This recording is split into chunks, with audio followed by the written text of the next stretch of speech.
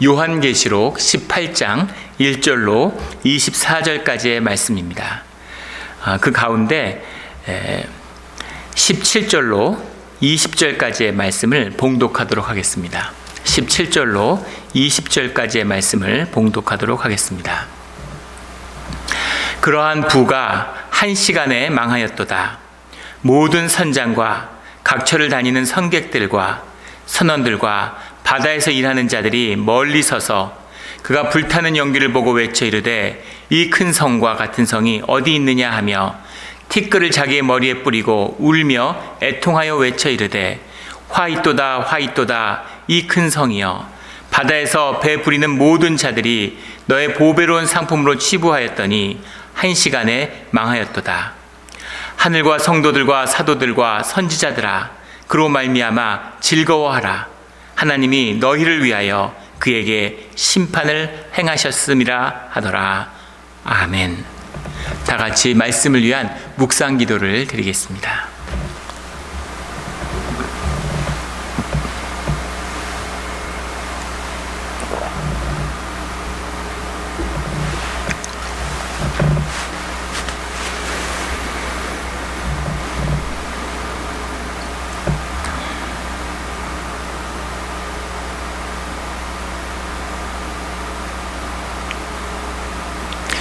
하나님 아버지, 감사합니다. 주의 말씀을 듣고자 저희가 주의 제단 앞에 모였습니다. 우리 마음의 기도와 우리 마음의 묵상이 주님께 연락되기를 원합니다. 감사하며 예수 그리스도의 이름으로 기도드렸습니다. 아멘. 오늘 요한계시록 18장의 말씀은 바벨론의 패망, 큰 음녀의 심판에 관한 말씀입니다. 우리는 계시록의 말씀에 대해서 죽음과 삶, 마지막 때의 심판의 이야기를 만나고 있죠. 주 안에서 산다는 것은 무엇이고 주 안에서 죽는다는 건 무엇입니까? 죽고 사는 이야기, 삶은 무엇이고 죽음은 무엇인가? 오늘 주 안에서 주님은 그 삶의 비밀, 삶과 죽음을 넘나드는 생명의 비밀에 대해서 말씀하고 계십니다. 오늘 말씀을 통해 그 생명을 만나는 우리 모두가 되기를 주의 이름으로 축원합니다. 오늘 18장의 말씀은 18장 2절에 나오는 말씀, 힘찬 음성으로 외쳐 이르되 무너졌도다 무너졌도다 큰 성 바벨론이여. 큰 성 바벨론이라는 것은 용이고 짐승들이고 또 음녀이고 그 음녀에 대한 심판, 일곱 대접의 심판의 그 끝에서 일곱 봉인의 심판에서부터 나오는 계속된 심화되는 일곱 봉인의 심판이 무엇인지, 일곱 나팔의 심판이 무엇인지, 일곱 대접의 심판이 무엇인지 그 심판의 내용을 점점 더 확대해서 보여주는 그 과정에서 가장 마지막에 나오는 그 대적의 본질이 무엇이고 그 대적의 그 중심이 어떻게 무너지는가에 대한 마지막 심판, 바벨론의 환상입니다. 이걸 통해서 세상의 끝, 세상의 종말, 이 땅의 종말을 보게 되는 것이죠. 그 종말이 다가왔다. 그 마지막에 서 있었던 바벨론의 실체, 큰 음녀의 실체가 무엇인지를 이 요한은 보게 되는 것입니다. 그 실체가 무엇인가? 그 실체가 무엇인가라는 그 실체에 대한 가장 중심적인 것은 그 실체가 무엇인가 보다 더 중요한 것은 그들이 심판받았다라는 거죠. 마지막 때에 반드시 심판이 있다는 것입니다. 세상에서 큰 소리치고 세상에서 사치와 음란을 누렸는데 그것에 대한 심판이 반드시 있다라는 거죠. 그 말씀이 오늘 6절에 나오는 갑절을 갚아주고 갑절이나 섞어서 그에게 주리라 하는 이 말씀이죠. 세상에서 큰 영광을 누리는 것처럼 보였으나 그것에 대한 심판이 있을 뿐 아니라 그들이 누린 것에 대해서 갑절의 심판이 있다라는 겁니다. 7절에 가면 그가 얼마나 자기를 영화롭게 하였으며 사치하였든지 그만큼 고통과 애통함으로 갚아주라 라고 주님이 말씀하고 있죠. 자기를 영화롭게 하고 사치하는 사치와 음란이 이 세상 가운데 세상이 약속한 보상이었다라는 겁니다. 왜 부를 쌓으려고 했는지, 왜 상업의 질서의 매매권으로 자신을 팔아 넘겼는지 그 모든 것이 사실은 세상에서 사치와 음란을 위한 것이죠. 많이 쓸수록 가치 있고 많이 소비하는 자가 더 가치 있는 자처럼 살아왔는데 그 모든 사치와 음란에 대한 고통과 애통함으로 그것을 갑절로 갚는 역사가 그들에게 기다리고 있다라는 겁니다. 우리 마지막 심판 때 주님의 심판을 보는 주의 성도들이 되기를 주의 이름으로 축원합니다. 마지막의 때가 있는 것이죠. 주님의 심판이 반드시 있다는 것입니다. 근데 10절에 가면 큰 성, 견고한 성 바벨론이여, 1시간 안에 내 심판이 이르렀도다. 1시간에 호티 미아 호라 이런 말인데, 말 그대로 for 1hour입니다. 1시간 안에. 오늘 이 말씀이 본문 가운데 여러 군데 나와요. 19절에도 1시간에 망하였도다. 이제 이런 표현이 나옵니다. 1시간에 망했다. 17절에도 그러한 부가 1시간에 망하였도다. 1시간에 망했다는 얘기는 잠깐, 순식간에 망한다, 이런 의미죠. 그런 시대가 정말 1시간에 망하는 시대, 1시간이라는 건 짧은 시간을 의미하는 것이겠지만 지금 세상을 보면 정말 1시간에 이제 망하는 세상이 오겠구나라는 걸 보게 돼요. 최근에 실리콘밸리 뱅크라고 하는 은행이 우리 베이 지역에서 가장 중요한 은행 중에 하나죠. 미국 전체에서도 큰 은행인데 그 은행이 정말 하루 만에 망했습니다. 적자가 있었던 것도 아니고 뭐 회사 경영이 잘못됐던 것도 아니고 돈을 예금을 수백조를 쌓아갖고 있었어요. 그런데 이상한 소문이 퍼지고 SNS에 회사가 어렵다는 소문, 어려운 거 아니야 하는 의심으로 퍼졌는데 모든 사람들이 은행에 대해서 의심하게 된 거죠. 그 믿음을 거둬들이니까 예전 같으면 은행 문을 닫으면 됩니다. 시간을 끌면 되죠. 근데 지금은 전부 다 휴대폰의 앱으로 거래를 하니까 앱으로 돈을 다 빼내기 시작한 거예요. 돈이 급격히 인출되니까 그 큰 은행이, 수백조의 자산을 가진 은행이 하루아침에 쓰러지는 걸 봤죠. 그 큰 은행, 수백조의 은행이 하루에 쓰러집니다. 그런데 1시간에 쓰러지는 세상이 곧 오겠죠. 그런 세상이 곧 올 겁니다. 지금 실리콘밸리 뱅크가 쓰러진 것 때문에 지역의 농업 경제가 흔들흔들하죠. 나파 소노마의 이 포도주 산업, 포도 농사 짓는 분들은 뿌리부터 흔들리고 있다고 합니다. 이 지역 은행이기 때문에 지역의 모든 농업에 대출을 해주는데 우리 지역도 마찬가지죠. 농업이 흔들흔들한데요. 그런 위기, 어이없게도 그런 위기 잘 나가고 아무 문제 없을 것 같았던 것이 하루아침에 망하더라는 거죠. 이것이 우리가 의지하고 우리가 바라보고 살아가는, 종살이를 하는 세상의 본질입니다. 하루아침에 망하는 거예요. 뭘 의지하고 무슨 힘이 되겠습니까? 근데 사람들은 세상을 의지하고 세상을 믿고 살아가고 있는 것이죠. 그런데 주님은 한때, 두때, 반때의 역사, 반드시 악이 흥황하는 것처럼 보여도 그 끝에는 순식간에 망하게 된다라는 것을 말씀하고 계시는 거죠. 이 마지막 때에 살아서 주님의 영광을 보는 우리 모두와 교회가 되기를 주의 이름으로 축원합니다. 그 역사가 반드시 일어난다는 겁니다. 1시간에 망하리로다 하는 그 말씀이죠. 그럼 무엇이 망하는가 하는 것에 대해서 11절에 상인들이 그를 위하여 울고 애통하는 것은 다시 그들의 상품을 사는 자가 없음이라. 이 상품 질서, 이 666을 받은 매매의 질서, 큰 음료라는 것이 창기를 의미한다는 걸 배웠죠. 자신을 팔아넘기는, 자신조차도 매매로의 수단으로 삼는 그런 일들이 벌어지고 있다는 것이죠. 23절에 가면 너희 상인들은 땅의 왕족들이라 내 복술로 말미암아 만국이 미혹되었도다. 이 상술, 세계를 지배하고 있는 이 상업적인 질서, 자본주의의 질서, 이것이 세상의 마지막 질서다. 이것을 키워오고 이것이 세상을 지배하는 것이 대적의 커가는, 대적의 권세가 세상을 지배해가는 과정이었는데 이것이 완성되면 이제 세상은 심판을 받게 된다라는 겁니다. 정말 몇천 년 전에 쓰여진 책이 어떻게 이런 말씀을, 2000년 전에 쓰여진 책이 이런 말씀을 선포할 수 있을까? 이 주님의 말씀이죠. 정말 그런 것 같아요. 점점 상업 질서가 성숙돼서 이제는 그 종말을 향해 다가가고 있구나라는 겁니다. 모든 것을 매매하는, 이제 매매를 하다가 할 게 없어서 이제 보이지 않는 것, NFT니 이래가지고 가상 자산을 만들고 코인을 만들고 이런 걸 보이지 않는 것도 이제 사고 팔아요. 이제 뭘 사고 팔지 알 수 없죠. 지금 홍콩 같은 데서는 하도 공기가 나빠서 산소를 이제 사고 판답니다. 제가 초등학교 다닐 때 외국에서는 미국 같은 데서는 물을 돈 주고 사 먹는다고 그래서 굉장히 충격을 받았던 기억이 납니다. 우리가 수도꼭지만 틀면 그걸로 그냥 입술을 쭉쭉 빨아가지고 마음껏 물을 마시던 시절이잖아요. 그런데 이제는 세상 어디나 물을 사 먹죠. 공기를 사고 판다고 공기를 돈 주고 사 마시는 게 당연한 세상이 올지도 모르겠어요. 보이지 않는 것, 모든 것을 매매 수단으로 전락시키는 그 질서가 끝을 맞게 된다는 거죠. 그 질서를 떠받치고 있는 것은 미혹이다라는 겁니다. 대적의 영이 있어서 용과 같은 권세가 있어서 그들이 세상을 미혹하기 때문이라는 거예요. 아르노라고 하는 프랑스의 그런 명품 사치품을 파는 회사가 있답니다. 그 회장이 한국을 자주 방문해서 왜 이렇게 한국에 관심이 많은가 했더니 뉴스에 소개를 하는데 그 아르노라는 한 개 회사가 10조가 넘는 매출을 한국 한 나라에서 올리고 있대요. 믿어지십니까?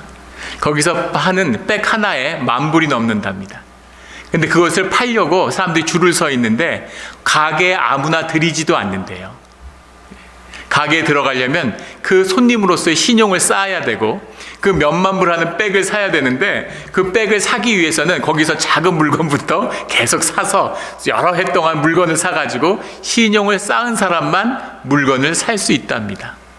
구경도 할 수 있고. 예. 다들 놀라지 않으시나요? 전 굉장히 놀랐는데 사보셨나요? 예. 어떻게 그런 미친 일이 있을 수가 있습니까? 어떻게 사람이 그런 짓을 할 수가 있어요? 예. 밖에 서서 밤새도록 줄 서서 기다리고 내 돈 주고 내가 가방 사겠다는데 거기서 심사를 하고 네가 살 자격이 있는지 없는지. 어떻게 그런 장사가 가능합니까? 사람들이 미혹됐기 때문이죠. 그걸 사는 게 가치 있고 의미 있다고 믿기 때문입니다. 그걸 사면 40,000불짜리 백을 사면 10,000불짜리 백을 사는 것보다 내 인생이 더 가치 있고 의미 있어진다고 미혹됐기 때문이죠. 영을 속이는, 사람들의 영을 움직이는 미혹의 영이 세상의 질서, 이 상업적인 질서를 지탱하고 있는 힘이라는 거죠. 그런데 마지막 때 그 질서, 그 영뿐 아니라 이 질서가 떠받치고 있는 이 현상의 세계, 이 자체가 심판으로 무너지게 될 것이다 라고 주님은 말씀하고 계시는 거죠. 그 끝에서 이 주님의 말씀이 선포되고 있는 것입니다. 오늘 본문의 중심인 20절에 그로 말미암아 즐거워하라. 성도들과 사도들과 선지자들아 즐거워하라. 너희를 위하여 그에게 심판을 행하셨습니다. 이 심판이 이 고난 가운데 살아온 너희를 위한 것이다 라는 겁니다. 즐거워하라. 즐거워하라 이 말씀이죠. 네, 즐거우세요? 마지막 때가 오고 종말의 심판이 왔는데 기쁘고 즐거우십니까? 주님이 순교에 대한 말씀을 하시고 심판에 대한 말씀을 하시면서 또한 땅에서의 예배와 고난의 길, 광야의 길에 대한 말씀을 같이 주고 계시죠. 계시록을 읽으면 성경 전체도 마찬가지입니다. 늘 드는 의문이 있죠. 도대체 살라는 거야, 죽으라는 거야? 어떻게 보면 죽으라는 얘기 같고, 어떻게 보면 어떻게든 살라는 얘기 같고, 살아야 됩니까? 죽어야 됩니까? 도대체 현상을 산다는 건 무엇일까? 이 현상 세계에서 우리가 열심히 살아가는 그 이유가 뭘까라는 거죠. 어차피 망할 거라면. 신앙이라는 것은 내일 세상이 망해도, 내일 세상의 종말이 와도 오늘 한 그루의 나무를 심는 것입니다. 오늘 한 그루의 사과나무를 심는 것이 믿음이고 신앙이에요. 무엇 때문에? 내일 세상이 망하는데 우리는 천국 백성인데 천국에 가는데 왜 세상에 나무를 심어야 됩니까? 망할 세상에. 이것이 우리 신앙이 주는 큰 도전이고 의문인 것이죠. 왜 그럴까요? 왜 죽어야 되는데 왜 살아야 되는 것일까요? 죽어야 되는데 살아야 되는 이 비밀이 무엇입니까? 이 비밀이 계시록의 말씀이, 성경이 증거하는 복음의 핵심입니다. 죽음을 살아야 된다는 것은 무슨 의미냐면 이 땅의 삶을 살아가고 있는데 이 땅의 삶이라고 하는 것이 주님의 영광이죠. 주님이 우리와 함께 하시고 주님의 뜻이 드러난 이 세상도 마찬가지입니다. 이 세상을 창조하고 주님이 좋았더라 좋았더라 이렇게 말씀하시죠. 그래서 주님의 영광이 드러난 것이에요. 그런데 이 세상을 다스리는 권세를 주님이 마귀에게 위탁하고 있다는 거죠. 그래서 마귀가 세상에서 마음껏 장난을 치고 주의 백성들을 시험하고 있습니다. 그런데 그 가운데에서 광야의 길을 가는 백성들의 그 도전은 무엇인가? 이 땅의 삶의 의미는 무엇인가? 라고 하면 이 땅의 삶의 현상이라고 하는 것은 기본적으로 단절해 있다는 겁니다. 단절되어 있고 주님과의 관계가 끊어져 있기 때문에 모든 것이 단절되어 있어요. 육체로 단절되어 있고 관계가 단절되어 있고 주님과의 관계가 단절되어 있는 이 단절 사이에서 세상의 영이 거짓으로 인간을 미혹한다는 것이죠. 그러나 믿음의 사람들은 주님과 하나 되고 성령 안에 하나 되어서 연합을 이루라는 겁니다. 교회를 이루라는 거예요. 그래서 그 단절을 뛰어넘어서 육신을 뛰어넘어서 이 관계를 뛰어넘어서 하나됨의 현을 이루라는 거죠. 현상 가운데 하나됨, 그 본질의 하나됨을 이뤄서 현상을 다스리는 그 권세가 너희 가운데 회복되어야 된다는 겁니다. 그래서 너희가 믿음 가운데, 주님 가운데 하나 되어야 된다라는 걸 말씀하고 계시는 거죠. 그래서 이 현상이라는 것은 거짓처럼 보이지만 이 현상은 주님의 영광을 회복되어야 할 도구이기도 한 겁니다. 우리네 육신과 같은 거죠. 이 육신이라는 것은 우리의 죄된 결과지만 동시에 우리가 이 죄성을 다스리고 십자가 안에서 주님께 다가가야 될, 주님께 드려야 할 우리의 성화의 도구이기도 한 거죠. 이 의미가 우리 가운데 함께 있다고 하는 겁니다. 그런데 어떻게 이 육신의 삶을, 땅의 삶을 넘어서 하늘의 삶을 땅에서 누릴 수 있을까 하는 그 비밀이 무엇이냐면 죽음을 향하여 사는 삶이라는 거죠. 죽음을 바라보고 죽음의 의미를 살아야 된다라고 주님이 말씀하고 있는 거예요. 죽음을 향해서 산다는 삶의 의미가 무엇이냐면 죽음을 받아들이고 죽음을 직면하고 죽음을 향하여 살 때만이 죽음을 뛰어넘는 생명을 만나게 된다라는 의미가 들어있는 거죠. 그것을 삶으로 증거하고 우리에게 가르쳐 주신 분이 예수님입니다. 예수님의 죽음, 십자가의 죽음을 통해서 성경이 무엇을 증거하냐면 죽음에 오는 부활을 말씀하죠. 죽음 뒤에 부활이 있다고 하는 것은 참 생명이 있다는 얘기입니다. 우리의 육신의 생명이 끊어져도 끝이 아니라 참 생명이 우리를 기다리고 있다. 죽음 뒤에 참 생명이 나타난다라는 거죠. 그리고 승천을 말씀하고 있습니다. 승천한다는 것은 하나님과 하나됨이죠. 너희가 육신의 단절 가운데, 현상의 단절 가운데 빠져 있지만 그 육신의 죽음을 뛰어넘으면 하나님과 하나가 돼라는 것을 예수님이 우리에게 직접 보여주셨죠.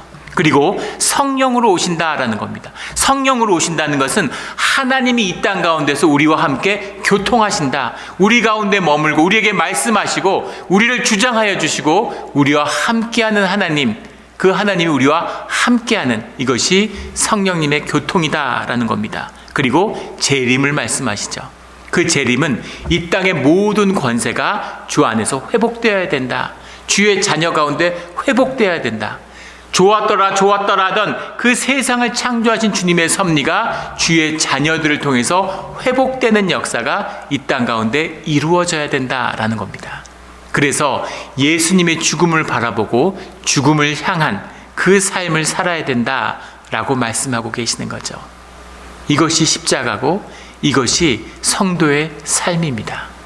죽어야 살아나는, 죽어야 의미를 찾는, 죽어야 참 생명을 만나는, 죽어야 부활이 있는, 죽어야 주님과 연합하는, 죽어야 하는 것이죠. 에고가 살아있고 내가 잘 돼야 되고 내가 성공해야 되고 내 자식은 다른 자식보다 잘 돼야 되고 우리 집은 다른 집보다 잘 살아야 되고 이런 마음이 있는 동안에는 이 단절의 거짓에 종살이하고 대적에 종살이하는 그것을 벗어날 수 없다는 것이죠. 죽음을 향해서 삶을 뛰어넘는 생명을 만나는 우리 모두가 되기를 주의 이름으로 축원합니다. 그런데 그 삶을, 죽음을 향하여 가는 그 삶을 어떻게 갈 수 있는가라는 거죠.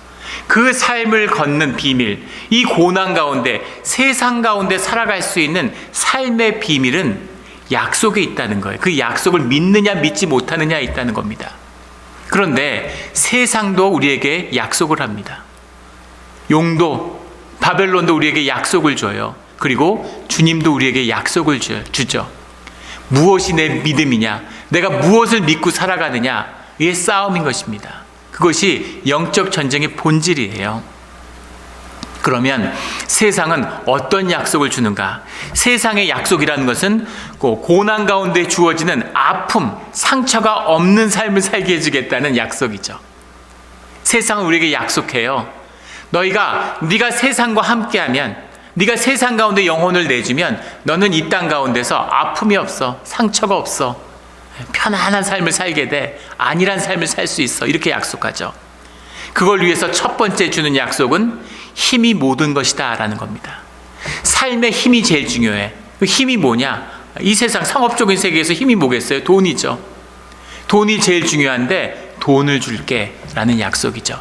돈만 가지고 있으면 돼. 돈이 있으면 세상에서 잘 살 수 있어. 문제 없어. 고난이 없어. 아픔이 없어. 상처가 없어. 돈이 있으면. 이것이 세상의 첫 번째 약속이에요. 두 번째 약속은 조건과 상황을 네 마음대로 할 수 있어. 힘이 있으면, 돈이 있으면 네 상황과 조건을 네가 컨트롤할 수 있어. 네가 매니지할 수 있어. 이것이 세상의 두 번째 약속이죠. 돈의 질서로 세상이 돌아가기 때문에, 힘의 질서로 세상이 돌아가기 때문에 네가 힘만 있으면 세상을 네가 다스려, 네가 컨트롤해. 조건과 상황이 네 거야. 이제 이런 약속을 주는 겁니다. 조건과 상황을 내 마음대로 되게 된다는 건 무슨 의미일까요? 영적으로는 식물인간이 됐다는 얘기죠. 육적으로 식물인간이 아무것도 할 수 없는 것처럼 내가 세상을 모두 컨트롤한다는 얘기는 영적으로는 사실은 식물인간이 됐다는 얘기입니다. 육이 전부가 되는 것이죠. 왜 그럴까요? 이것이 세상의 세 번째 약속과 관련이 있습니다. 세상의 세 번째 약속은 무엇이냐면은 너는 바뀔 필요가 없어.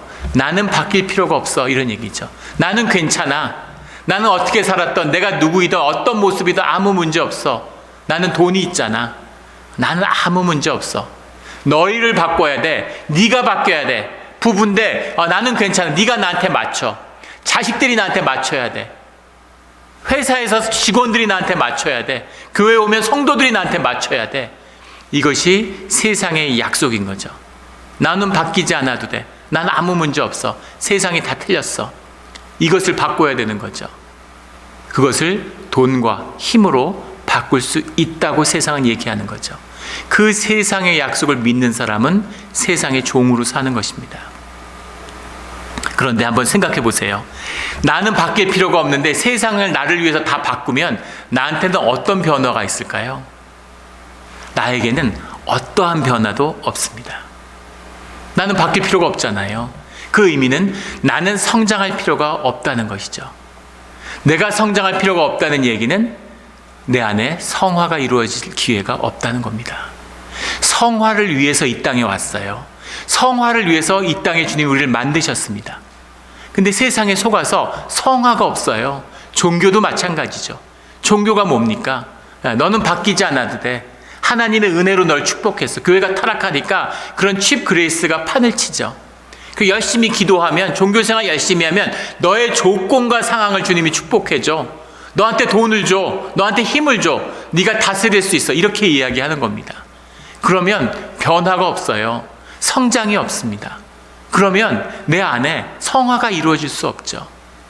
세상에서 성공하라고 보낸 게 아니에요. 실패와 좌절과 절망을 통해서 주님의 십자가를 만나라고 이 땅에 온 것입니다.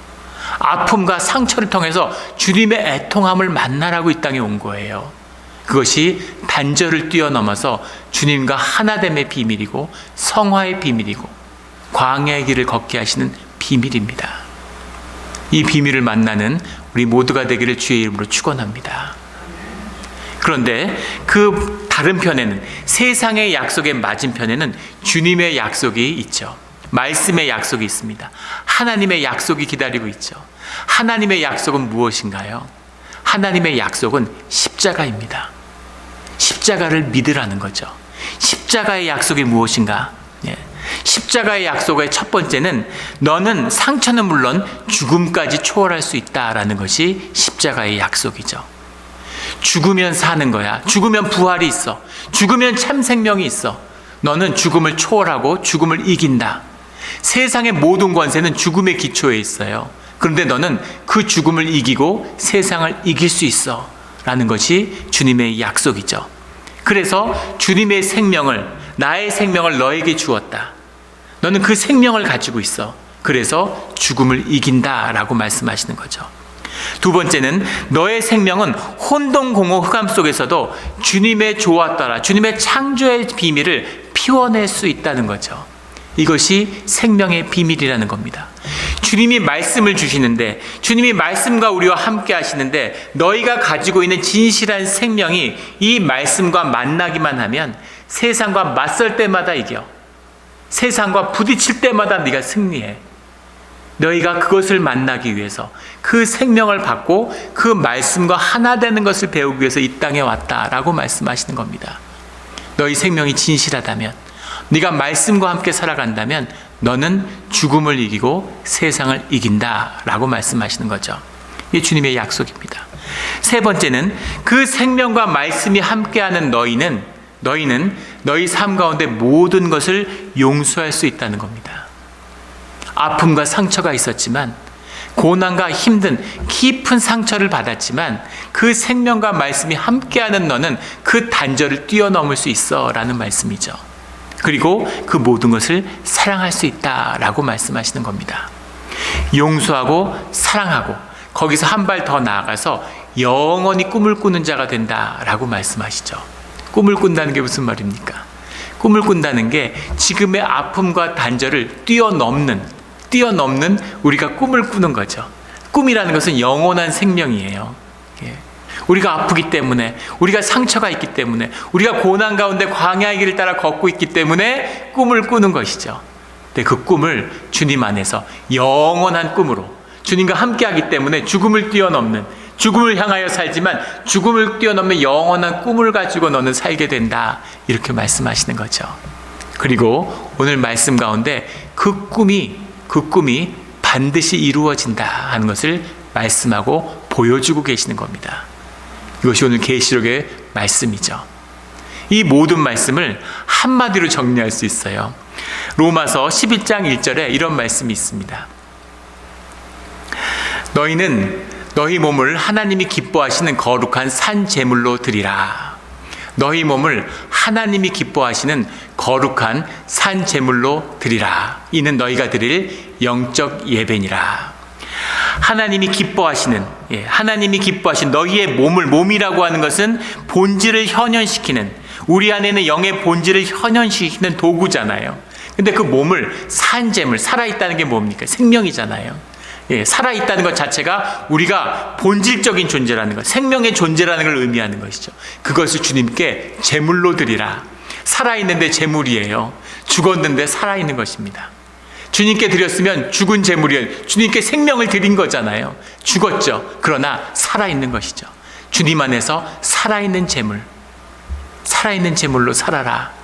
이것이 너희가 고난의 길을, 너희가 광야의 길을 걷는 영적인 비밀이다라는 거죠.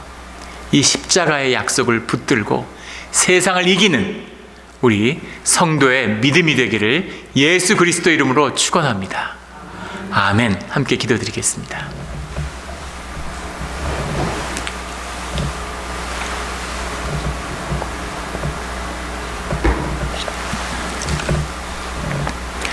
하나님 아버지 감사합니다.